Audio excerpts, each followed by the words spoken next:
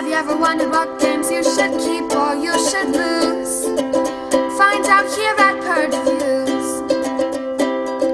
Have you ever wondered what games you should sell or you should use? Find out here at Purge Reviews. Find out on our top 10 list what games you cannot miss. Don't forget to subscribe to Purge Reviews.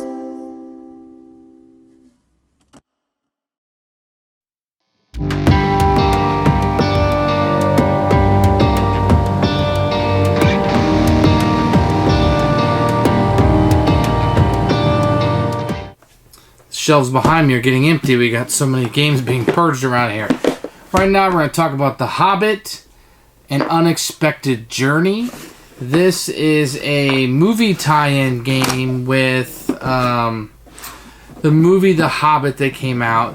This was planned on being a 3-game series. It ends up only being 2. This is the first game in the series.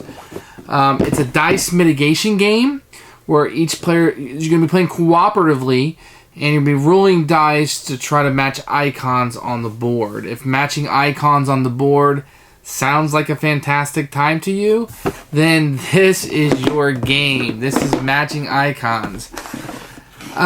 It's kind of like Yahtzee, but you only get 1 reroll instead of 2. A lot of the powers on the cards are the same. That was kind of a negative for me. You're only rolling 4 dice. So there's not a whole lot of ways to mitigate that. It's more of your pressure luck, I guess, with the dice. It feels like the characters are very repetitive. The artwork is different, but a lot of them do the same thing. Give you an extra reroll, give you a gold die, or add an icon here or there. It's one of those games where the first few times you play it, or first 1 to 3 times you play it, you're going to like it more than you do as it goes on. The replayability really isn't there.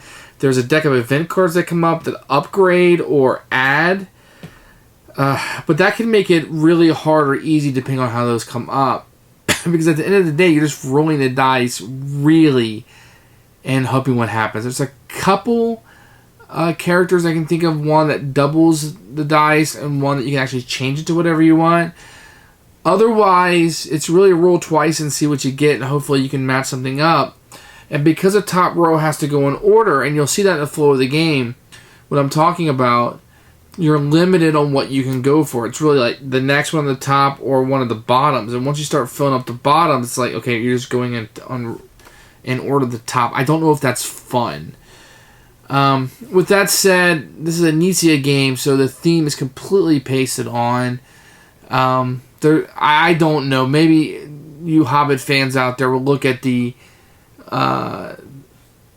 actions or scenes in the movie and know why it has 3 rabbits, 2 hammers, and a Gandalf. It feels like mathematical to me, probably, more than anything to do with the theme of the game. Completely pasted on to me, and not very well done in my mind. With that said, the game is good, but pasting on the theme matching the mechanics are not very good. I never feel like I'm on this journey. I feel like more like I want to hurry up and accomplish this or that, so the event card doesn't come out and screw me. There's really only one way to win this game. There's not a lot of different paths. It's very simple. This is probably meant to be a mass market game, and perhaps it accomplishes that. Perhaps it is a mass market game that actually has a game attached to it. If I am comparing this to drivel that's normally at, say, a Toys R Us, well, yeah, this is much better than what you're normally going to get. There's an actual game in this box. And not a terrible game, just a game, a decent game, a 5, if you will. It's decent. There's just so many better dice mitigation games. I just played Ancient Terrible Things, and which one of those is better? I don't know. Guess your theme. Ancient Terrible Things is a little bit too quick. This plays out with the 2 boards. I like that, but the boards are repetitive. You're still getting the same. When you go through the first board, it ratchets up, and then you go to the second board, it feels like it goes back a little bit, and then ratchets up further. I think that's a fair assessment. Both boards play exactly the same. When you go to the second board, you just shuffle up the character cards again. There's some progression in that you get to keep the items that you get, and the ones that you haven't utilized, you get to keep those. What I don't think I like about the game is that it's fairly easy to win. It's all about comparing your score to what you had last time. But your score increases not based on your ability to play the game, but rather on how well the dice roll. Because if the dice roll in your favor, you're not going to be utilizing the special abilities or the items, if you will. But the more you use those items for assistance, your score goes down. But I'm not in control of that. I'm not in control really of what I roll. I get one reroll. What can I do about that? So scoring more on a game is a lot more to do with luck than it has to do with you being able to manipulate the game or make good strategic decisions. And that's really a failure for me. If you're going to play this with small children, great, but the box is 15 and up. 15 and up. You're 14 years old. You cannot play this game by the age on it. So I would probably play this with little kids. I would probably change the game a little bit to make it easier for the younger children, but I see this more as a children's game than I do anything adults will want to sit around and play. I can't imagine them wanting to play this too much. I think you'd move on maybe to Alien Frontiers or King of Tokyo rather quickly, or maybe even Ancient Terrible Things. It does have the cooperative thing going for it, but I'm thinking of Pandemic to Cure. And I'm not one of those guys that I can only have one game like this, only one worker placement game. No. But I think I'd be hard-pressed to pick this one without children being involved. Or really big Hobbit fans, which I'm okay. I like the movies. I like Lord of the Ring movies a little bit better than the Hobbit. I trailed off on the Hobbit ones. I'm going to go ahead and purge this one. I like the theme. I like the license. I like what it was going for. It looks beautiful. The components are nice. But at the end of the day, rolling six-sided dice, not enough there for me. So I'm going to pass on this one and definitely purge.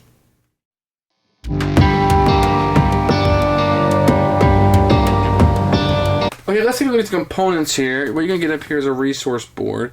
Kind of a very great mural of the dwarfs, and it's really great looking, the mural that's on it. If it didn't have the lines on it, I might even frame it.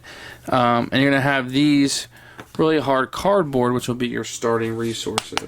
And you're going to get a set of these to start with. You have a set down here that are placed face down for the first board, which you earn these are then played on the second board. And then you have a second resource, which is only usable if you buy the sequel games. You have to buy another game in order to use these.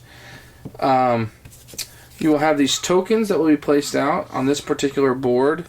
You put the troll out. And you're going to have a board like this that will show the locations. This is Shire and the Lowlands. In this copy, you actually get two boards. You also get the Misty Mountains, Golem, Goblins, and Warg. Everything plays out exactly the same. There's a different one that goes up here. The Goblin goes up here. And these require different rules. That's rolls of the dice. That's the only difference. Everything else is exactly the same. You're going to get these tiles, which represent the dwarves. Here's Bilbo. And you're going to get one for each dwarf in the game and Bilbo. These are very hard cardboard. They're not cards. These are cardboard. And you're going to get a number of these with icons up here. Everything on here is just flavor text in the picture. This is all that matters, are these icons. You're going to get 5 dice, 4 white and 1 gold.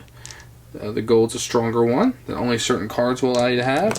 And then each board will give you a deck of event cards. So you're going to get a set of blue for 1 and gray for 2, so easily accessible. And these will just, for the most part, give you things you have to roll on the dice. There's a few little powers in here. You're going to get these cardboard quills, which you're going to use to place on one of these when you accomplish it. And they represent quills because you're writing about your adventure. That's what Bilbo does, right? You get 4 player aids, which just explain the cards. That's it. These are the only explanations for the cards there are. There's nothing in the instruction manual. You do get a really nice insert. Everything fits in here really well in this completely useless bag, but it's nice. A little Hobbit bag, small. And so this box is really cool, and the insert is really good. If you're getting the sequel, in order to put both of them in there, you're going to have to probably get rid of the insert, but otherwise, it's really nice. And so that's the components. Everything is top quality. Everything is pictures straight from the movie. So if you like the movie, you'll probably like this. I mean, it looks fantastic. If I get it in focus. But it looks really good, even if I can't show you. So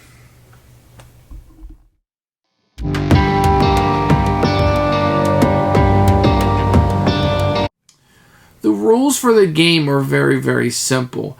In this version of it, of Hobbit, The Unexpected Journey, you're looking at really just turning over an event card, doing what it says, looking at the player aid to see what kind of effect it has, just to clarify that. Then you're going to roll your dice twice and maybe use a character. And the characters repeat so much, it's not like you have to remember a whole lot. So I'm thinking maybe 10 to 12 minutes. You should have the rules down if you're reading the book for the first time, you're sitting down to play. If you've played games like this before, I don't think you're going to have much of a problem. There aren't a lot of exceptions or rules that are wacky. I hesitate to say they fit the theme because nothing in this game fits the theme. But it's very well streamed. There's not a lot of excess fat here, and maybe that little bit of that fat would have helped this game. But the rules are very clear.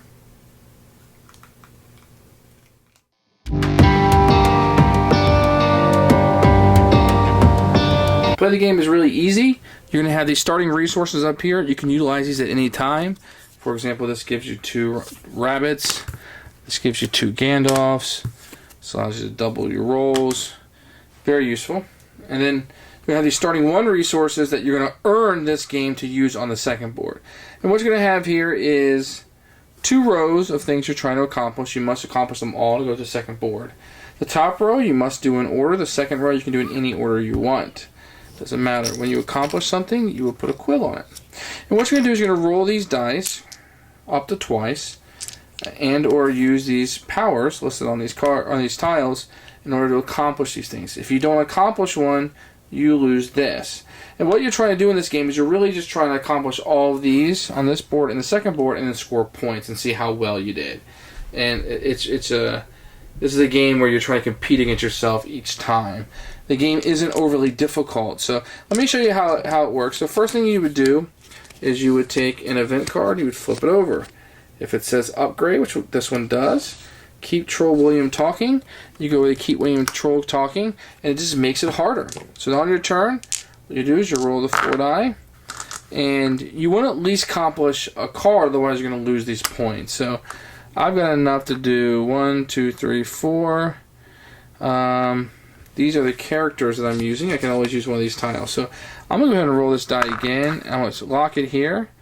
I didn't do that, but let's see. 1, 2, 3, 4, 5. I've got 1, 2, 3, 4. So say I did that. I could then use one of the Gandalfs from here, because this gives me a hammer, Gandalf, or a rabbit. As you can see here, that would put me up at 1, 2, 3, 4, 5. And 2 hammers, so I would accomplish this, and you would get a quill to put over that. That means that one is now done. Let me show you what some of these things can do. So obviously I showed you Bilbo. It gives you one of any of those that you want. This gives you a gold die. This is how you roll the gold one, and this one's more powerful. It's 2 and 3s of everything. And this one allows you to have, you had to reroll ones. This gives you a second reroll of a white, gold, white. If you use it on somebody else's turn, they can also roll 2 whites. He lets you turn a white die to anything you want, and then you have the 2 rerolls. You'll notice these copy a lot. 2 more, they give you the gold die. This one allows you to use it on another player's turn. That's what the hand means.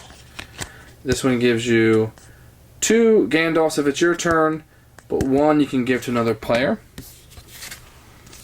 You see 2 more gold. And this is 2 rabbits. but 1 if you give it on somebody else's turn.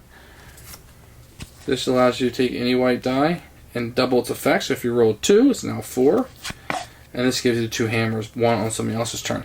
And when you use it, like I just used Bilbo, he'll come over here, and he'll be available over here with the 2 you set aside at the beginning for anybody who earns 1. So there's ways through cards you can earn them. So let me do another person's turn. This says instant. So this one is instant, which means I have to roll this first. If I don't succeed on this, I'm going to lose one of these resource cards. Whatever red I roll first, it's this one, I have to put it down. Now I have enough to accomplish this, so maybe I'll just do that. And the game continues that way. You're just trying to roll. Remember, these have to be done in order. You're going to utilize your characters. You have those resources at the top that you can earn. If you fail and don't put a quill down on a turn, you start losing these. And then when this board is accomplished, these come up here and are available to be used. Alright? And then you would get rid of everything on here, and you would bring the second board out. And then you would do the whole darn thing again. But on this board. You put the new token out there. You put the level 2 resources out. Once again, you can earn these for victory points, but the powers on them you can only use if you buy the sequel game. And you just keep doing the same thing over. And you try to accomplish these on the rules, and you try to mitigate these dice in order to get to manipulate them to get what you want. But remember, if you use those, you're going to lose victory points.